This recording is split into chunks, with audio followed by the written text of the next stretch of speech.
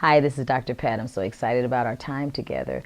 Wanted to share with you about the signs of the times. The Bible makes very clear to us in the book of Matthew, the 24th chapter, the disciples came to Jesus on the Mount of Olives and they were asking him the question. It appeared to be twofold question, but it was really in a capsule together. What are the signs of the time and the ends of the age? And Jesus began to go forth and give them some indicators to begin to look at so they can have a touchstone or compass concerning time. Because, of course, God himself lives outside of time. The Bible says in Genesis 1 verse 14 that God created time and time was created for man. That word is called moed. It is a Hebrew word for divine timing, appointments. Divine appointment is actually where time and destiny intersect. So prior to that, in Genesis 1:14, God had no need for time. He lived outside of time. He was in eternity.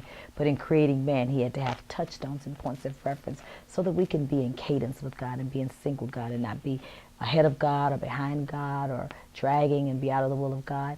So when we begin to look at time, we see examples given like the sons of Issachar who had an understanding of the times and knew exactly what Israel ought to do.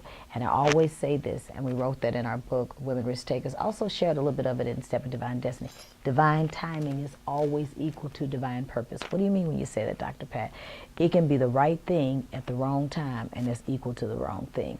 So we want to be in God, in sync with God's purpose as well as his timing. For an example, Israel missed their visitation because they missed the timing of God. Even though the book of Galatians says, when the fullness of time had come, God sent forth his son. So what were some of the indicators that God gave to let man know this is indeed the coming of the Messiah, and these are the confirmations that this is the Messiah, not just based on his birth and who he was aware, but the timing lined up right along with purpose. The stars aligned themselves, and the stars were proclaiming the validation of the Messiah.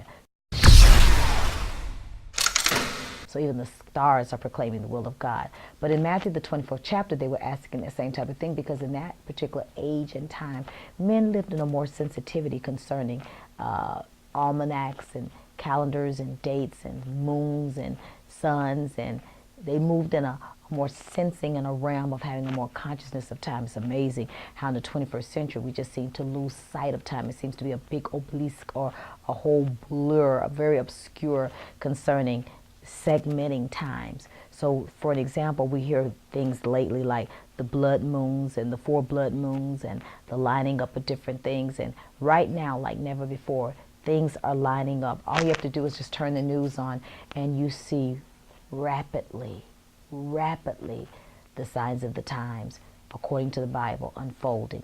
Let's go back to Matthew 24th chapter. One of the things Jesus came out of the gate saying is that men would be deceived. Wow, is that not rampant in the earth? He says, take heed that you are not deceived. And we see all forms of deception today. Deceptions about sexuality, deceptions about accountability, deceptions about doctrine and dogma, all kinds of deceptions. So he said that there will be a lot of deception. Then one of the other things he says, there will be wars and there will be rumors of wars. Well, that's all around. And I see that so much because I live so much in war zones. We've seen the war zones of Thailand and Burma border. We've been in the war zones of South Sudan. We just left the war zones of the Turkey-Syria border. And so everywhere you turn, there's wars and then there's rumors of wars. Hi, this is Dr. Pat. Don't forget to subscribe to my channel, like the video, and please leave a comment. God bless you.